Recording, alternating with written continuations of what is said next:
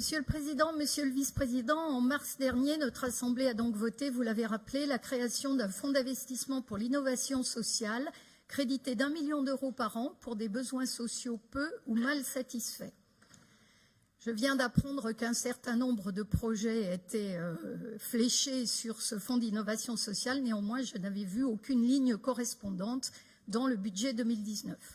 Donc une proposition à vous faire, ou plutôt à vous refaire, amorcer cette dynamique dans le champ de la prévention des risques en santé.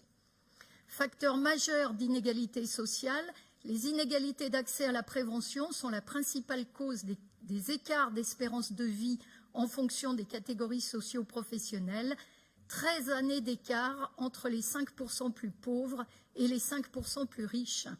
La prévention en santé touche, nous l'avons vu depuis ce matin, de très nombreuses compétences de la région évoquées ici aujourd'hui, environnement, travail, transport, logement, rénovation thermique, alimentation, éducation, formation, et j'ajouterai transmission des maladies par des insectes vecteurs, sujet sur lequel il y aurait, à mon avis, un tout petit peu de pédagogie à faire dans cet hémicycle.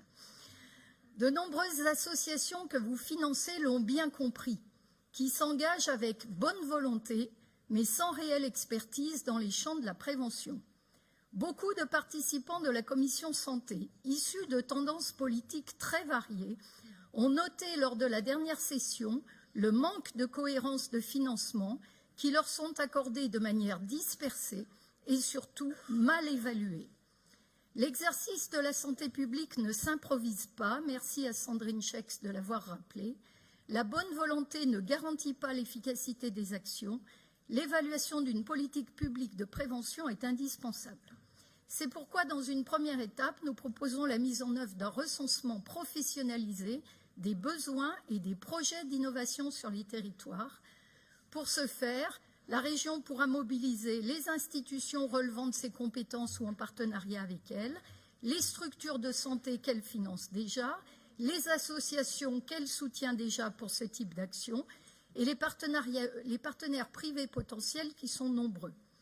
Pour mener à bien ce recensement, nous proposons d'engager 250 000 € de fonds régionaux, mais c'est négociable, et merci aux collègues du MoDem et des démocrates d'avoir suggéré une augmentation de cette enveloppe, ainsi qu'un complément par des fonds privés, assureurs, mutuelles, industrie de la santé, start-up en e-santé.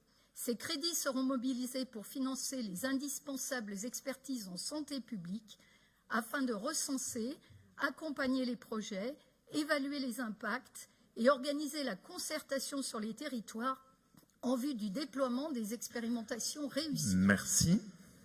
Monsieur Desprats, je vous laisse le soin de répondre. Bien, vous l'aviez évoqué notamment lors de la dernière commission, donc cet amendement a une certaine logique.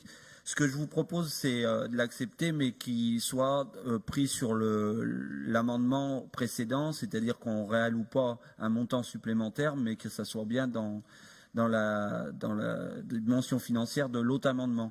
Et de voir les contours de cette dimension-là me paraît quand même très important. Mais vous l'avez dit dans votre explication d'amendement.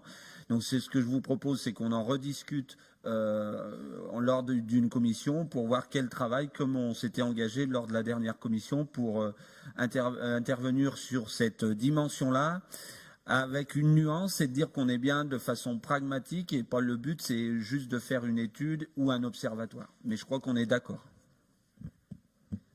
D'accord, donc juste, est-ce que, si on résume les choses correctement, Madame Trier-Lenoir, si vous acceptez d'enlever la partie impact budgétaire de l'amendement et que du coup ça rentre dans l'amendement précédent qu'on a fait, il me semble possible de l'adopter. C'est le sens de ce que vous venez de dire, Dominique, le sens de ce que tu viens de dire, Dominique. Est-ce que vous êtes d'accord pour faire ça ? Parfait, très bien, merci beaucoup. Donc je présente l'amendement sous-amendé, c'est-à-dire sans l'impact budgétaire, considérant qu'il est pris dans l'amendement 74, avec un avis positif.